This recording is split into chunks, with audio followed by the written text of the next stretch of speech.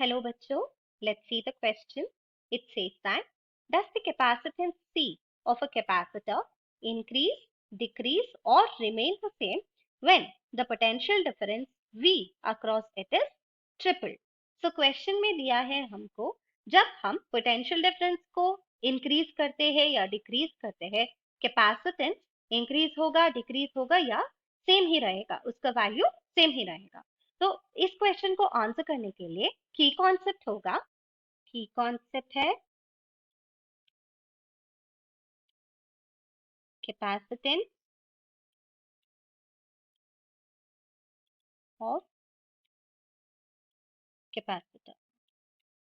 हमको पता है जब हम पैरेलल प्लेट कैपेसिटर को कंसिडर करें तो हमें पता है अगर हम पैरेलल प्लेट कैपेसिटर को कंसिडर करें, डिस्टेंस बिटवीन द प्लेट्स होगा d, प्लेट एरिया a हो जाएगा और medium between the plates air consider करते हैं.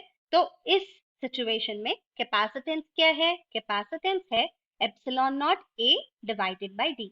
यानी कि कैपेसिटेंस प्लेट एरिया पर डिपेंड करता है, डिस्टेंस बिटवीन द प्लेट्स पर भी डिपेंड करता है, पर इसमें कोई चार्ज का इंक्लूजन नहीं है. तो जब हम इस प्लेट्स का पोटेंशियल डिफरेंस इंक्रीज करते हैं तब चार्ज भी इंक्रीज हो जाएगा, क्योंकि हमें पता है charge on the plates of the capacitor given here q is equal to cv. This implies that capacitance क्या होगा? c will be equal to q divided by v.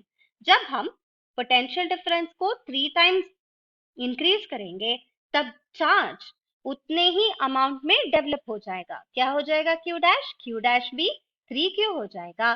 तो this implies that c dash will be nothing but 3q divided by 3v, which is simply q divided by v.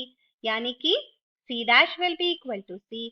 ये imply करता है कि capacitance constant ही रहेगा, यानी कि same ही रहेगा. तो capacitance remains same when we increase or decrease the potential difference on the or between the plates of the capacitor. This is our final answer. I hope you will understand. All the best. Thank you.